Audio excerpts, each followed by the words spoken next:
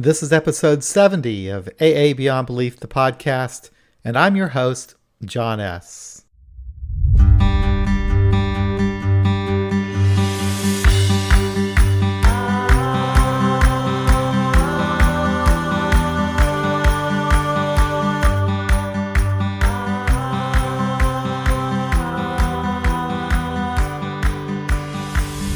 Today we'll be talking about Refuge Recovery with Dave Owens.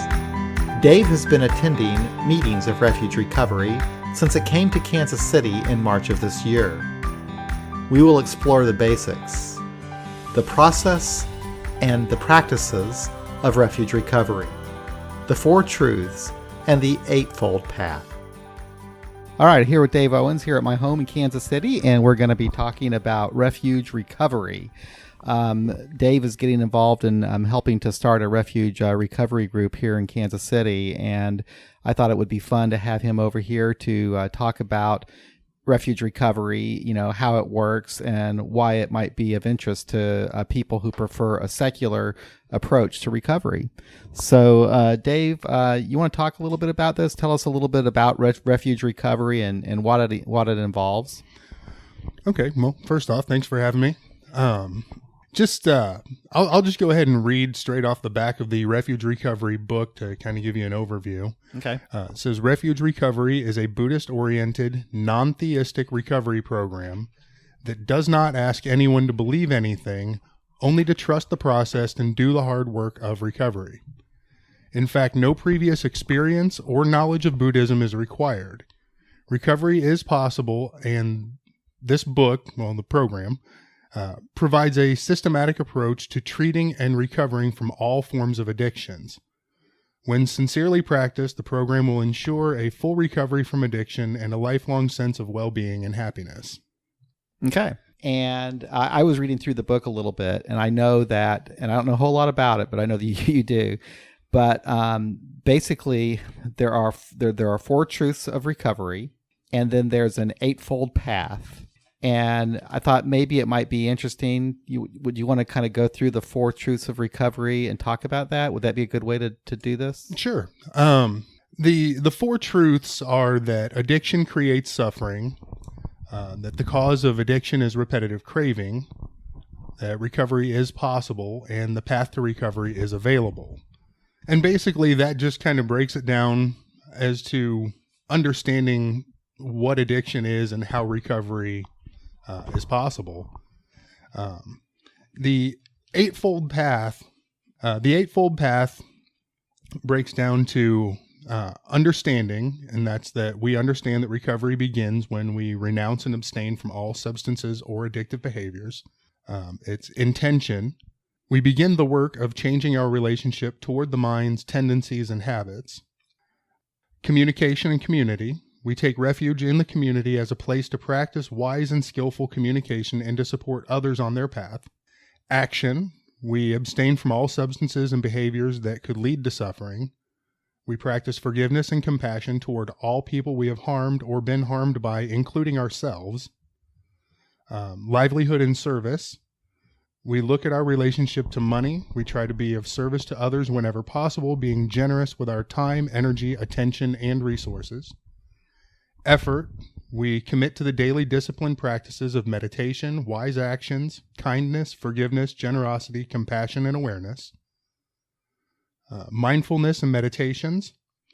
We develop wisdom and understanding through the practice of meditation and applying the truth of the Dharma. And the final point on the Eightfold Path is concentration and meditation. We work on our dedicated daily practice of meditation, awareness, and investigation. Okay. So the Eightfold Path is what you would follow after as you go through the fourth truth of recovery? Well, the best way I can describe that is if you were to think of the Eightfold Path as each point or fold being kind of like spokes in a wheel. It's not so much like a 12-step type linear program where each one builds on the other. Okay. It's more that, you kind of work on all of them together. Gotcha. It's going back to the analogy of spokes in a wheel. If one is out of balance, then the whole wheel is out of balance. Right. So these are things that you try to apply in any possible way throughout your day, throughout your life, and throughout your recovery, just as a way to kind of keep everything in balance. Gotcha. Okay. So I don't want to necessarily understand it like some sort of a linear thing. When I was reading through the book, so I was looking at the first two truths. Addiction creates suffering. And what I found really interesting about that is it really goes into a really in-depth inventory of how our addiction causes suffering. So that kind of helps a person to understand. Well, I think a lot of people, when they're in the depths of their addiction, they don't really realize that the suffering is not that, it's not really specific to just the addict. It's everyone around them as well as themselves. Okay. And understanding how your addiction has caused suffering both to you and to others helps you kind of get a fuller understanding of what your addiction is, the extent of it, and helps you kind of it gives you more of a jumping off point to actually get more focused on what you can do to repair that damage and eliminate that suffering. Gotcha.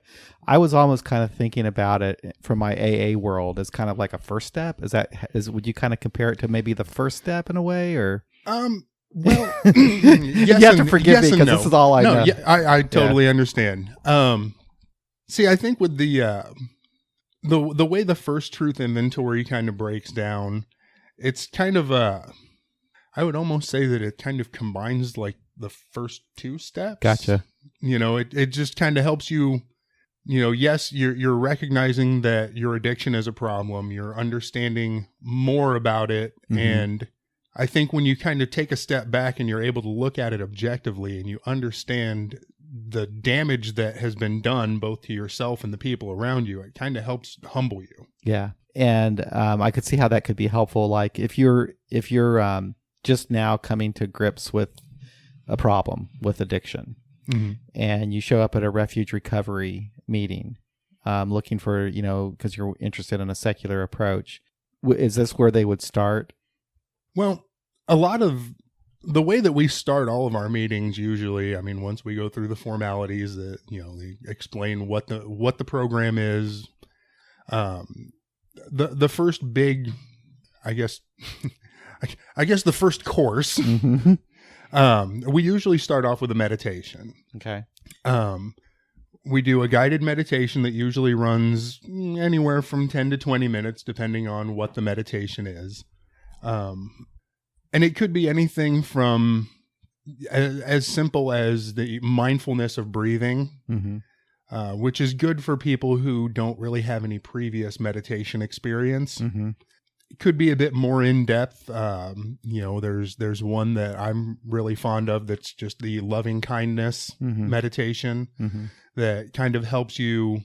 I kind of view meditation as being a way to sort of hit the reset button. Mm-hmm. Like if you've had a bad day and you're stressed out about things, taking a little bit of time to relax, clear your head a little bit, it really does kind of help all of the little trivial worries of the day kind of fall away, and you can actually focus on what's important. Right.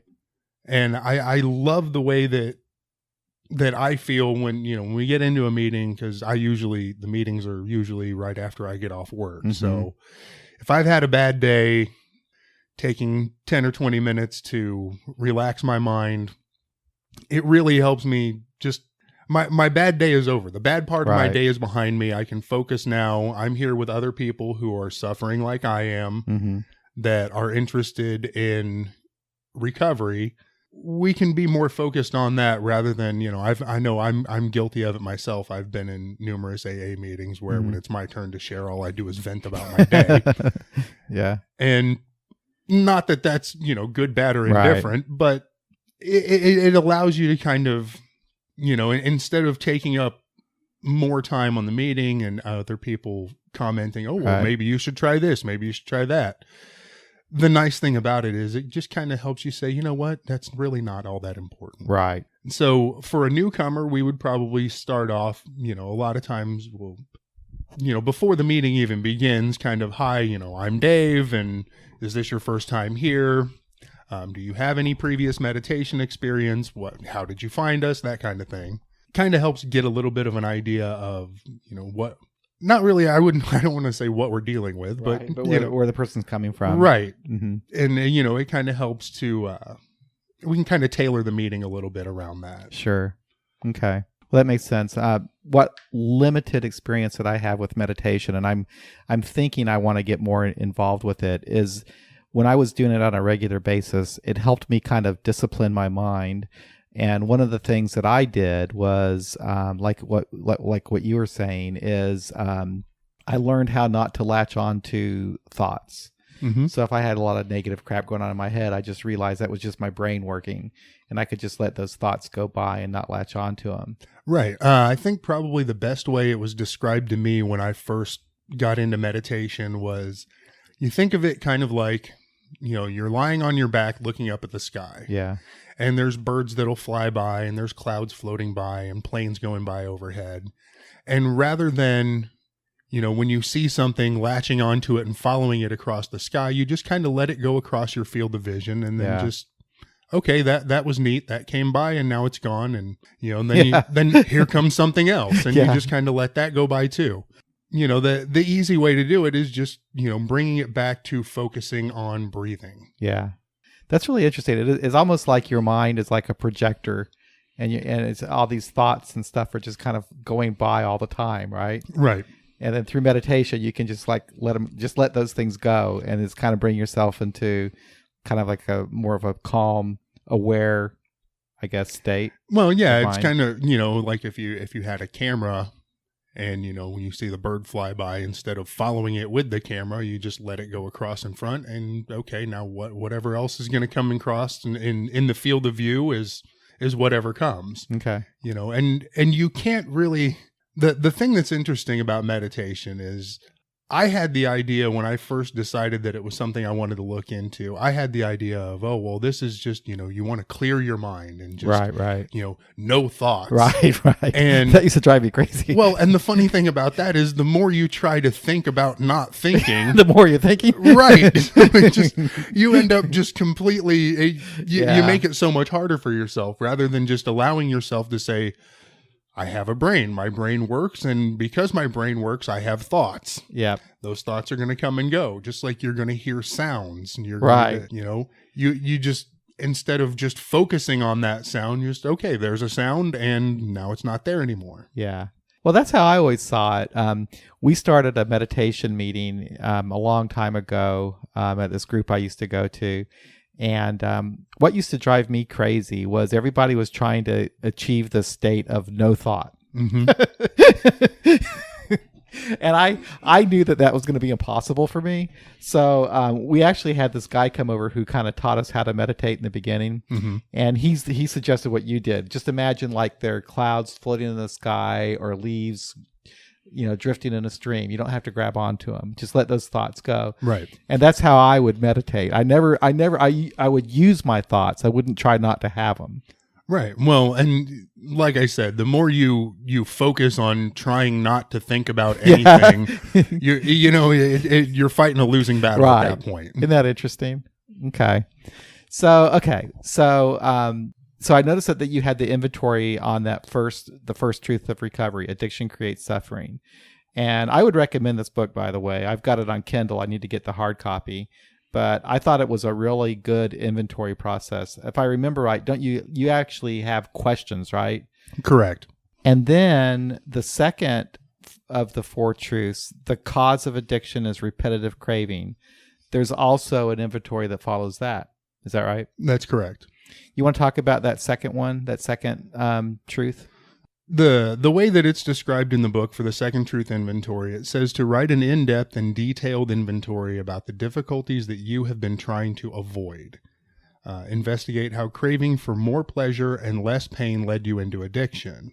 And I think for most of us, that pretty much sums it up right there, is that, the craving for more pleasure and less pain. Right. I can't speak for everybody, but speaking for myself, I know that, I I would get into what I call apocalyptic thinking, where, I would fixate on something, and the more I would think about it, the more my brain would go to this worst case scenario. Right, exactly. And I'm just expecting these awful things are going to happen. Exactly. That's how I always lived my life. I had worst case scenario thinking, which I thought was actually good in a way, because the worst case scenario never actually materialized. Right, but you're prepared for it. But in the meantime, I was a basket case. Well, what I would do is, because I would constantly be thinking about all these horrible things that were probably never going to happen, but, I would replay these scenarios in my head over and over, and just constantly thinking about, oh, well, this is bad, and I would think, oh, well, my girlfriend didn't call me back, and, she's probably out cheating on me right now, or maybe she's dead in a ditch somewhere, and, oh my God. And, I would sit there and I would drive myself nuts over it. And so a lot of times I would start drinking just as a way to make my thoughts slow down. Exactly. Exactly. And it was never enough to just, okay, yeah, I've got a nice cool buzz, I'm good. No. I have to shut it off. Absolutely. I know that. In fact, that was the hardest part. And I've said this many times, when I first stopped drinking, is because I still had ongoing problems in my life that were the result of my addiction. Okay. Mm-hmm. Legal problems, all kinds of money problems, you name it. And the only way I knew to shut off the worry and the fear and the dread was to drink. Right. And that just becomes a horrible cycle, because it creates more. It creates more problems, and that goes back to the second truth. The cause of addiction is repetitive craving. Repetitive craving. And the nice thing about when you do that second truth inventory is it helps you understand that there were causes of that craving, and once you can identify what caused you to do that, you can correct the behavior that follows it. Right. Now, is this similar? Would you say that this is similar to like the fourth and fifth step, sort of, and then where you kind of identify personality traits, or what they call character defects or whatever, and then try to improve on those? Is it similar to that? I think it is, but it's kind of the nice thing about it is it's sort of broken down into smaller pieces. Okay. I think, when I first got started with AA, the fourth step just terrified me. Right. It was like, I don't, all these horrible things from my past that I've done, and I just, I don't want to think about that. I just want to leave that in the past and move forward. Right. And while that's a nice thought, and, it would be nice if we could just, okay, well, that's in the past and I don't have to deal with it anymore. The fact is that there's repercussions. Right. And the way that this is broken down, it's not so much here, just go back and dig up all this crap from your past, and, you're going to drive yourself crazy thinking about all of this. It's broken down into smaller pieces, and there are specific questions that it asks that make it a whole lot easier than trying to think about it, in this grand, oh, well, I have to go back and think of everything that I've done. Right. Okay, well, I started drinking when I was 15 and I stopped when I was 35. So that's 2 decades worth of dirt that I've got to go digging through. Yeah. And with this, it's bite-sized. Right. So because you've got specific questions, okay, I'm looking at the book right here. One of the very simple ones. When did it become a problem? Yeah. It's not asking you, well, what led up to this? Just when did it become a problem? Right. What's the thing that you're most afraid of? How did your addiction affect that fear? Right. It's specific questions that make you really think about it, rather than, when the fourth step to me seems fairly abstract. Right. Just a searching and fearless moral inventory. Right. It's kind of a free flowing, whatever pops into your head type. And it's like, okay, well, just moral inventory. What does that mean? Right. Is that just the bad things? Do I include the good things? And even the sponsors that I've had were not real helpful. They just said, well, you're overthinking it. You just need to do it. Right. Well, that doesn't help. No. What I liked about it when I was reading through the book, I actually like thinking. I think thinking and understanding helps me in my recovery. And I think that I've been doing that ever since I've been sober, really, trying to understand what was going on with me. But my experience in AA, especially for some period of time, was that they were focusing so much on faith and belief that understanding was not something that was really valued. Whereas I think as people that are now approaching this from a secular perspective, I think that we like to understand. So like the way I see things now, I don't come to believe, but I come to understand. I think that's a good way to look at it. I know for me, the faith and belief thing, really, that was a big turnoff for me with AA. It's a big turnoff for a lot of people. And I think until I found secular AA meetings, the longest I had managed to stay sober was 4 months. Right.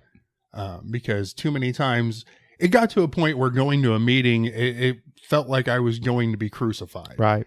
Yeah. You know, if I was to openly state that I don't believe in God, then it would immediately turn from a recovery meeting to a come to Jesus meeting. Right. Which happened to me more than once. Right. Well, in our part of the country, and especially if you live in the outskirts of the city. Right. So when I found the secular AA meetings, it was a breath of fresh air for me, because it was like, hey, these are people who are like me. Right. You know, they have a problem, they want to get better, but they don't want to get bashed over the head with the Bible. Right. Yeah. And that's why I think a lot more people that are in, might not be for everybody, but I think what I like about Refuge Recovery is it gives you questions to ask yourself. It gives you, things to do to understand about your past. It helps you learn to meditate. All these things that are basically, you can find all that stuff in AA, but without the dogmatic approach to, that you're good, you're bad, or, you got to do this just right. One of the things that I like about it is that there is, throughout the whole program, it stresses to be kind, not just to other people, but also to yourself. A lot of times in AA, I found that, there were times when I would leave meetings feeling worse than when I went in. Mm-hmm. And sometimes I would wonder, is there something inherently wrong with me? Yeah. I had the problem that, I'm here to get better, and all these people, they're all talking about what God has done for them. Yeah. And that, I just got to turn it over to God. Right. I said, well, that's great that works for you, but what am I supposed to do? Right. I'm kind of left out in the cold here because I don't have that crutch. Right. And, finding any kind of secular recovery meeting it can be difficult, especially, depending on where you are. Right. Yeah, we're pretty lucky here that we actually ended up having a pretty decent community of people here that want to have a secular approach to their recovery. And I do appreciate that. I like it because, I think we're actually more open-minded. I think that we're more willing to look into other avenues, things like this, but there's a lot of variety in our experiences though too. There are some people who might not like this. They might think it's too spiritual. They might think it's too, religious in nature and that kind of thing. But and the way that I look at it is the Refuge Recovery is based on Buddhist teachings, mm-hmm. but it's not based on Buddhism as a religion. Right. There's no talk of reincarnation. There's no talk of karma. It's just basically, it all boils down to, being a nice person. Right. Be good to yourself, be good to other people. Right. I think probably the most, I hate to even use the word religious, mm-hmm. but I think the closest to anything like that it comes to is, and it's not even so much talking about karma. It's just that, if you're nice to other people, they're more likely to be nice to you. Right. And that's not really karma. That's just good manners. Right. Exactly. Okay. So, now you understand where I'm coming from. I come from this. I came into AA when I was 25 years old, and I'm 55 now. Okay, so this is all I freaking know. So anytime I read something, I think, oh, that sounds like step 5, whatever. Right. So anyway, so I was looking at the third truth, which is recovery is possible. You want to talk about that a little bit? That one, it pretty much speaks for itself. I mean, you have to accept that recovery is possible. Right. And I think that's something that a lot of people, especially early on, just don't see it as, it's not even on the radar. Right. Especially, that's right. When you're in the depth of your addiction and you're still actively using or, whatever, I think for a lot of people, they just don't think that there's a way out. Right. I think, well, this is me, and this is how it is, and this is how I am, and I'm just going to have to accept that. And when you accept that recovery is possible, and you come to understand that, it's it's almost the spiritual awakening that they talk about. In AA. Yeah. See, that's how I was kind of viewing it too. I was viewing it as that moment where you realize that I need help and there is help. Right. That there is hope. And I mean, I think it's necessary, because if without that, why even bother? Well, and that's pretty much where a lot of people, when they get to that point, they just have to realize that there is an alternative to living my life this way. Right. I'm miserable. I'm broke. Right. I'm causing the people around me to suffer, whether I realize it or not. I don't think I realized how much my drinking affected other people until after I got sober. Right. There were people that were concerned about how much I drank. There were people that expressed that concern. And one of the things that I've always kind of said is, if other people think you have a problem, then you might. Right. If you think you have a problem, then you do. Right. That's a good way of putting it. I used to always tell people, if you think you have a problem, then you probably have a problem. Right. And you really do, because just that you're sitting around considering that you have a problem is a problem in itself, right? You have to figure it out. Mm-hmm. And I know people that will admit that they have a problem. They just don't really have any desire to stop. Right. And what can you do? Right. There really isn't anything you can do. Right. Except, just hope that someday they'll get it and, right. Be there when they're ready to reach out. Right. Now, I noticed on that one, there's not an inventory connected with that one, is there? No, it's just that, recovery is possible, and that's pretty much okay. So, like, when you guys, when you go through this, do you have like discussions about these 4 truths? How do you learn to implement these in your life? Well, what I do at our meetings is, we do a meditation, and then there's a reading. Which we could either say, okay, well, we're going to just have a discussion about this particular truth or this part of the Eightfold Path, or, I'll find a passage in the book and say, hey, I wanted to get your thoughts on this. Okay. So in some ways, I've attended, big book studies where it's like, hey, we're going to read this little section and then we're going to talk about it. Right. It can be the same way. Yeah. Just a different way of looking at it. So it kind of helps people learn and discuss and kind of, I guess, learn from others, I guess, too. Right. Yeah. It gives you a chance to share your experiences. You find out that, we're not so different. Right. Yeah. Yeah, which I think is an important part of our recovery. Then this other one, this is the one that I thought was like step 3, the path to recovery. Is like when isn't that where this is where you're looking at the Eightfold Path, right? Correct. And you're kind of making a commitment to it. Is that how you would refer you? It's not even necessarily so much about making a commitment to it. It's just becoming engaged with it. Okay. Understanding once you've accepted the four truths and you start working on the Eightfold Path, which, like I said, it's not so much a step-by-step thing as it is more just a holistic type of thing. Mm-hmm. It's like these are the things that are going to help keep you clean and sober. These are the things that are going to help with your recovery. These are things that you should be mindful of, the things that you should work on practicing in everyday life. Okay. And that's when you get into this. Shall we go into the Eightfold Path a little bit and talk about some of these things? Sure. Okay. So when the Eightfold Path, and it's kind of cool, they break everything down, because you can break the Eightfold Path down like in 3 different chunks, right? Wisdom, ethics, and meditation. Did I kind of got that right?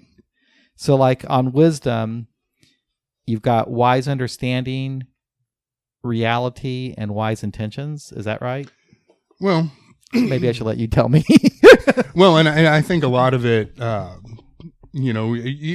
3 pillars, I guess, that come straight from the teachings of Buddhist philosophy. The 3 things are awakening, truth, and community. Okay. Or Buddha, Dharma, and Sangha. Okay. And with each one of those, you have to think of it as, again, they all kind of go together. Right. It's not so much that, I'm going to focus just on this, or I'm going to focus just on that. It's not like, I remember, a lot of times in AA, they say you need to work the steps. Right. And, I always kind of viewed that almost like playing a game. You're leveling up. Okay, well, I just did step 1. Now I'm on to step 2 and step 3. Right. And step 4 was hard, but now I'm on to step 5. Right. Yeah. With this, it's more of, hey, these are things to work on all together. Gotcha. It's not, I'm going to work on understanding now. Right. And once I feel like I've got that, then I'll work on intention. Gotcha. Yeah. That is kind of funny. That, in a way, I think that because they wrote the steps out numerically in order like that, it was almost a mistake, because that's not really how we experience it. We actually experience a lot of those things simultaneously. Right. And, I kind of thought of it as, if you think of it almost like a recipe, does it really matter, if you mix up the steps in a recipe a little bit? Right. Depending on what it is, it might. But usually not. But, as long as you cover all your bases, you can usually turn out a good product in the end. Right. And I think that's where, like, I remember early on in my sobriety, in one of my attempts at sobriety anyway, I had already kind of started working on making amends, and I had somebody tell me I was doing it wrong. So, whoa, you're not there yet. Right. What's wrong with, right. Is there something inherently wrong about, wanting to, right the wrongs? Right. And sometimes you almost have to, because you're just, I was at that point there. I wasn't like on that linear progression at that place where someone checked off all the boxes and said, okay, you're ready for this. But I had to be able to look people in the eye. Right. And that was what it was about for me. And there were people that I was seeing on the street that I would want to walk the other way when they came down the street. And I had to go talk to those people. Yep.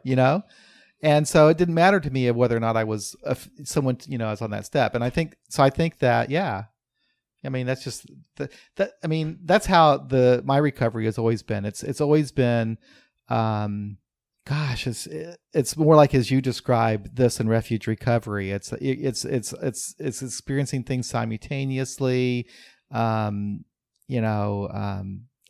in different ways, and then, maybe my understanding has grown too over time. I'm sure that I must have started off, listening to people and being a little bit more regimented. But as time went on, I could look back and realize that, oh wow, this is how it really happened. Right. And how it really happened is a lot different than the way it's laid out in the story. I remember it's like, okay, well, while you're working on step 4, you're also kind of working on like 8 and 9 at the same time. Yeah. And, yes, I understand that, they all kind of build on each other. Right. But I think I think a lot of people have this understanding that, the steps are like I described. It's like a leveling up in a video game. Right. And, I would hear people in meetings that would talk about, oh, well, I'm working on step number X, Y, or Z. Right.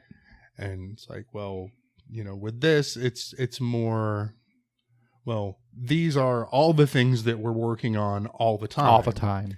And in doing so, it kind of helps you to understand more about your place in the community. Mm-hmm. Like for me, this being placed in the position I'm in was not really necessarily something that I actively tried to do. Right.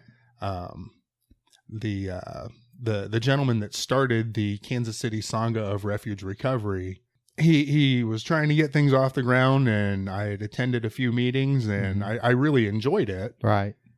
And then he dropped this bomb on us that he was moving. Okay. And needed someone to take over. Uh-huh. And that was you. Well, it just kind of fell on me. I was really the only one that regularly attended the meetings. We'd have other people that would show up here and there.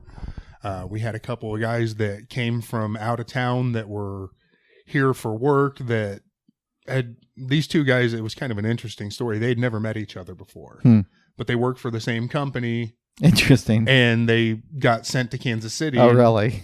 One of them was a gentleman, I believe he was from Florida, and he attended Refuge Recovery there. And the company had put him and this other guy in a hotel together. And the one guy was, hey, what are you reading there? And he started telling him about it. And the guy says, I think I might need something like that. Isn't that interesting? And they attended the meeting, and they were only here for a few weeks, and they came to the meetings every week. And aside from me, I think they were probably the most regular attendees that we had at that point. What's interesting is when you were describing that, the one guy was he reading the Refuge Recovery book? Yeah. So he's like in AA, we're not going to tell anybody what we're, Mm-hmm. So are you more open about it? Like if that go to Refuge Recovery, would they just tell people at work, hey, that's what I'm doing? Are you more, how's that? One of the things, I think I'm understanding what you're asking. Right. Sort of the anonymity thing, in a way. Well, as far as the anonymity is concerned, usually, there's still, kind of like, who you see here and what you hear Honor here. someone's right to privacy. Right. We do mention, the importance of anonymity and confidentiality. Right. Usually at the meetings, we just introduce ourselves by first name. Right. It's not, I'm an alcoholic, right. I'm an addict. A label it's like, or anything. We're here because we have a problem. Right. Whether your addiction is drugs, alcohol, gambling, whatever it is, addiction is addiction. Right. And it doesn't matter what your addiction is. Gotcha. And I've seen studies that show that, during, they've done PET scans on the brains of addicts where, they show that the same parts light up whether your addiction is, alcohol, cocaine. That's right. Whatever. Once that stimulus is introduced, the same parts of the brain are lighting up. Yep. So one of the things that I like about Refuge Recovery is that it's open to addicts of all stripes. Sure. Doesn't matter what your problem is. You have a problem, we want to help. That's right. I'm going to be talking to a doctor this week for a podcast, Nicole Labor. Mm-hmm. And she gave a talk, and she says, there's no such thing as cocaine addiction. There's no such thing as heroin addiction. There's no such thing as alcohol addiction. There's just addiction. Mm-hmm. And I believe that. And she showed the same thing that you were talking about, those studies where they are looking at how parts of the brain are activated by addicts, when they actually just even see the drug or whatever, and it's all the same. And so I believe that too. And she makes a point that just from like a public policy standpoint, it's almost we're almost doing a disservice when we focus on the drug and not the addiction. I agree with that. because like, we'll have like we have a crack epidemic. We have a heroin epidemic. We have an opioid crisis, right? Mm-hmm. Well, no, we don't. We have an addiction problem because all those substances, you could just interchange them, for the other. Well, and that's something that a lot of people have found just through, the cause and effect of addiction. There are people that, oh, well, I'm going to stop drinking. So what do? Well, I'll start smoking pot. Right. That'll help. Right. And the thing that people find is that until they actually focus on understanding the nature of their addiction, whatever they're substituting, they abuse it the same way. Right. I talked to a gentleman recently. He said that when he quit drinking, he thought, oh, well, I'll smoke pot because that was my first thought. Because I'll smoke pot because at least I'm not drinking. Right, that was my first thought, and I was never a good pot smoker anyway. It made me totally paranoid. But I thought that might be a good option still. So they said, he was saying that, oh well, at least I'm not drinking. So if I'm just smoking pot, then that's fine because I'm not addicted to pot. Right. And the problem was, he said that shortly after he decided to substitute marijuana for alcohol, he was getting high 4 or 5 times a day. I'll wake up in the morning, I'm gonna get high and go about my day, and lunch break, I'll step out, and and it's all the same. It doesn't matter. It is. What's happening from a scientific standpoint, from my understanding, I'm going to learn more about it, is that it's really a dopamine issue. Yes. And so it doesn't really matter. Marijuana, cocaine, alcohol, whatever, you're still increasing your dopamine levels way above the threshold that you're able to withstand. Mm-hmm. And that's the whole problem. And then once you start the addiction, once your brain changes mm-hmm. through addiction, it doesn't matter what drug it is. Right. So anyway, but actually, in AA, you can theoretically be sober and smoke pot. Yeah. Well, at least you're not drinking. I'm not trying to bash AA, but that's kind of the truth anyway. We actually had a meeting the other day where a woman came in and she said that she had smoked pot. She went somewhere and she smoked pot or whatever. And she wanted to know if she was still sober, right? And we said, well, the only requirement for membership is to stop drinking. It's up for you. It's for you to decide, But, well, and I've been to, and some AA meetings that I've attended have been more lax than others about it. But I've been to some where as soon as somebody starts bringing up any kind of addiction issue, they shut them down. Yeah, they say, whoa. This is Alcoholics Anonymous. This isn't Addicts Anonymous, right. Which, as we've already covered, it's all the same. Right, true. But you would get some people that, would say, oh, well, yeah, I used to drink a lot, but I also did heroin. So, okay, well, we're not going to talk about the heroin because we're alcoholics here. We just want to talk about drinking. If you want to talk about your heroin use, you have to go to an NA meeting for that. Right. Well, with Refuge Recovery, it's more inclusive to where, okay, it doesn't matter. Okay, you may have been an alcoholic and a heroin addict. Right. That's cool.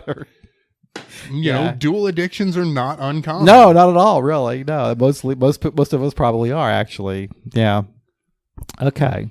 Yeah, so anyway, you were talking about where you're at right now with the person who started Refuge Recovery in Kansas City, he moved on, and so now you're kind of trying to get things going. Yeah, it kind of fell in my lap, and it was more that I saw the value in the program, and even though I was just not really wanting to take on the responsibility of leading the group in Kansas City, I didn't want to see it just go away. I'm glad you did. And so I told them that I would be willing to go ahead and take over, at least for now, and help try to grow the program and see if we could get something more substantial than just, the handful of people that we've had. Mm-hmm. I think so far the most we've had at one meeting is 5 people, which...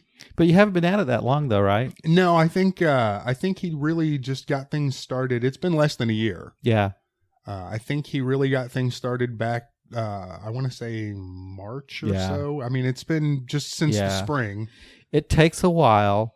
Besides, Refuge Recovery doesn't have the name recognition yet like AA True. does. You know, Yeah, so, and we don't have like a regional central office or Right. anything like that. right, So that also kind of makes it a little bit more difficult to get the word out. right. We have been, we have a Facebook page that has, I think, around 100 followers right now. It's a good page too. I like it. We have, we do have our meeting listed on the main Refuge Right. Recovery And website. actually, that Refuge Recovery website is pretty cool too. Yeah, You did a good job with it. There's a lot of good information out there. There's also a lot of videos on YouTube from Refuge Recovery talking about either various people doing Dharma talks, or there are several that it's basically just a video of a guided meditation. Cool. There's also a Refuge Recovery podcast. Yeah. You can get on iTunes. Yep. So there's a good online presence. Right now, I think between the online and word of mouth is really the only way that we can spread the word about Right. it. Right. There are a few Buddhist centers here in town, and we've been reaching out to them as far as getting the word out.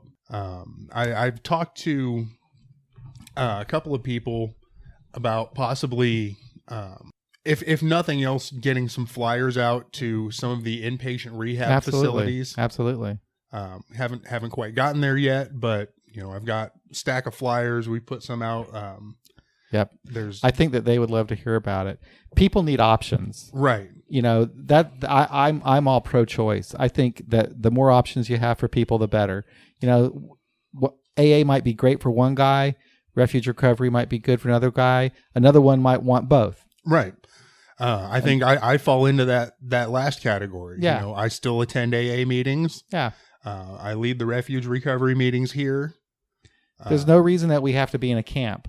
Right. You can go to SMART, you can go to Refuge, you can go to AA, SMART, and Refuge Recovery. You can go do all three if you want to, and then go to therapy, and you could do a number of different things. Yeah, and absolutely. you probably should if that's what helps. I view it, much like, I think if you were to just take a look at all of the different options and learn what you can about each one, you can apply what works for you and disregard the rest. Yeah, absolutely. For me, I think the meditation really does help. Yeah. The fact that we've got, the meditation as well as recovery discussion, Right. all kind of rolled into one meeting. Right. I know that there are a lot of AA meditation meetings. Mhm. There's Buddhist AA meetings. That's right. But like you said, I like the fact that this presents another option. Yeah. Yeah. And it is a secular option. When I was reading through the book, I was, and it might be just the way that my mind works, because I always kind of interpret anything as from a psychological standpoint. So like when I was going through all those questions and the different inventory, it's like, wow, this is really, really good. Mm-hmm. This really forces a person to stop and think and look at their own behaviors and to understand and learn from them. And I think that self-awareness is a big part of mindfulness. Mm-hmm. If you really take the time to reflect on, the things that have fueled your addiction, it really helps you to understand it, and it gives you more tools that'll help you avoiding falling back into those old destructive behaviors. Mm-hmm. No, I agree with that. So I think that you guys are off to a pretty good start. So I know that you've been meeting outdoors for most of the time, right? Mm-hmm. Down by the river, but you might be having a place inside here pretty soon. Yeah, we've been, we started our meetings. We were at the Riverfront Park, Mm-hmm. and here in the last few months, we've been meeting at Loose Park, which is a really nice park, but it's also, when the weather's really nice, it can be very busy. Oh yeah. It's nice that it's pretty centrally located. Mm-hmm. It's convenient for a lot of people, but on a nice day, there's a lot of people out walking their dogs, and there's children playing on the playground, and Mm-hmm. there's just a lot of potential distraction, Right. which can make meditation difficult. Right. We do have, we are currently in talks with a place that is it's looking very promising that we may have an indoor venue. That'll be great in the very near future. That'll be great. Don't want to say too much about it because we haven't really gotten anything official sorted out. But your meetings are on Thursday at 7? Right now, yes. Okay. That's, as far as with the new venue, we're not 100% sure yet, but we're hoping to keep it around the same time. Okay. Yeah, I'm going to have to check out some of these meetings. I'll just have to, when I go, I'm just going to not talk about anything I know. I feel like I got too much AA inside of me. And I just feel like, I could really. Well, just like anything else, and there's a topic presented and you just discuss based on your own life experiences, how that relates to you. Okay. So well, that's good. You may end up internally comparing a lot. Yes. And that's okay. Yeah. Because again, that's drawing from your own life experience. Right. So that's, not good, bad, or indifferent. No, It's just the way it is. Right. Yeah. Well, I'm glad. I'm so glad. I wonder do you know when this started, Refuge Recovery? I don't. Okay. Well, we'll find out. I know the guy that started it, Noah Levine, he's written several books. He wrote the Refuge Recovery. He's got 2 other books that I know of. There's one called Dharma Punks and one called Against the Stream. Okay. And originally he started in California, of course. It was Against the Stream was essentially just a Buddhist Sangha. It wasn't necessarily recovery based, but it's evolved, and I know there's a lot of stuff online you can find out about him. Yeah. His story is pretty interesting. He talks about how he was drinking and using drugs as a young teenager, and how practicing Buddhism had helped him to come to terms with his addiction and helped lead him into recovery. Yeah. That's something else too, by the way, that people shouldn't. That book has personal stories too in the back, just like the big book. Right. Yeah, it does. And just like in the big book, the stories, the personal stories, it's where you really kind of get a lot of it makes it a lot more relatable. Right. Just like when you're in a meeting and people are sharing, it makes you understand that, maybe I'm not as screwed up as I thought I was, because here's a bunch of other people who've all dealt with the same things. Right. Okay, well, I think we covered some pretty good ground. I mean, there's a lot here. There's a lot to this that I find just fascinating. I mean, going through the Eightfold Path. I mean, this is something I'd never even heard of before until I ran across this book. Mm-hmm. So I love when I learn something new like this. So this is going to give me something to delve into.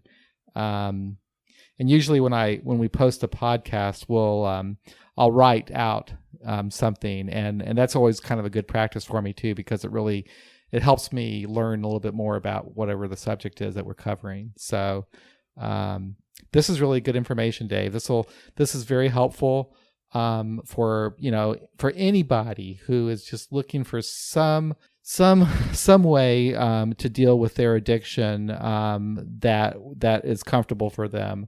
Well, and one of the things that I really kind of want to stress is that although it is drawing from Buddhist teachings, mm-hmm. it's not necessarily trying to turn anybody into a Buddhist. No.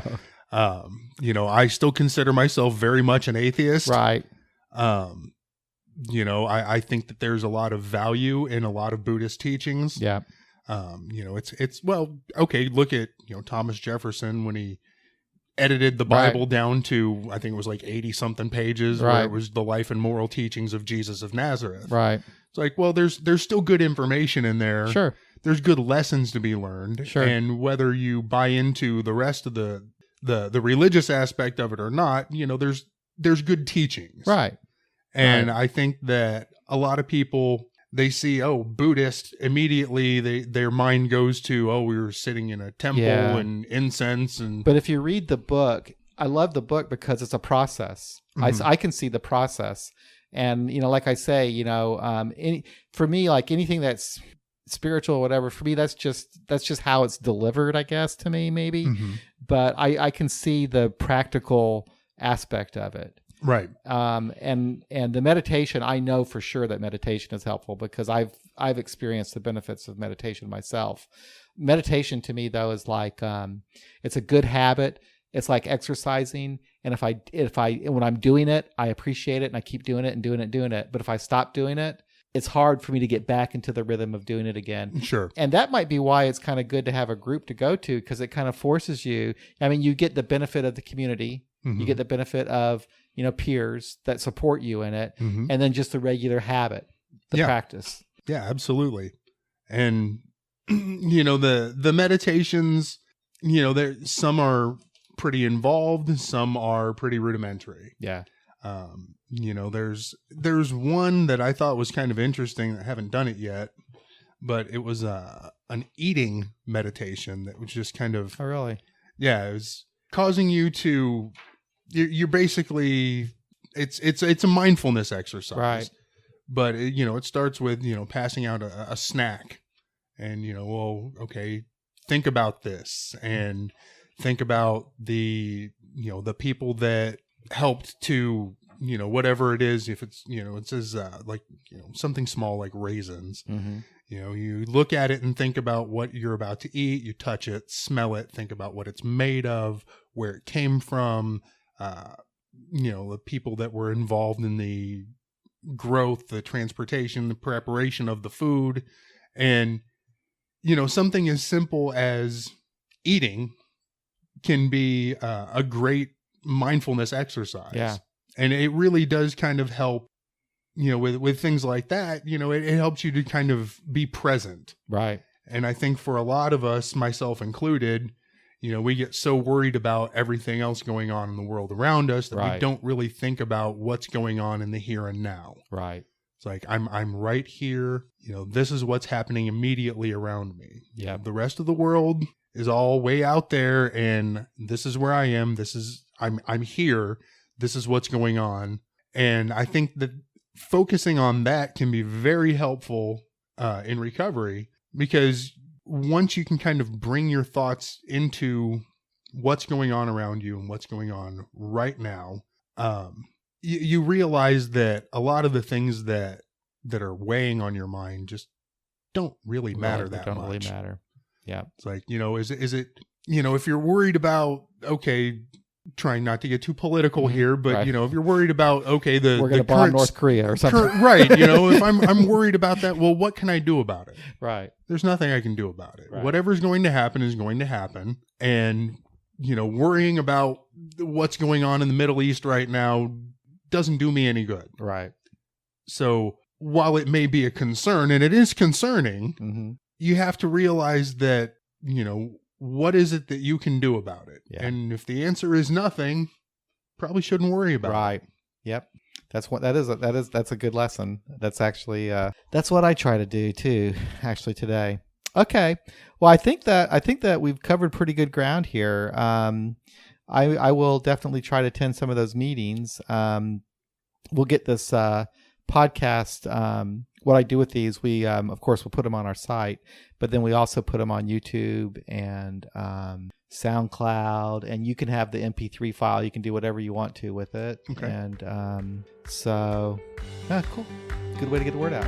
Thanks a lot for coming over, Dave. It's been fun talking to you. Thanks for having me.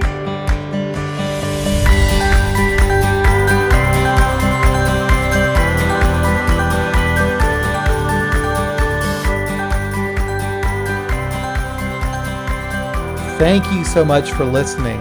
All of us here at AA Beyond Belief are very grateful for your support. If you like the podcast, please take a little time and visit iTunes to give us a review. If you don't like the podcast, let us know what you don't like.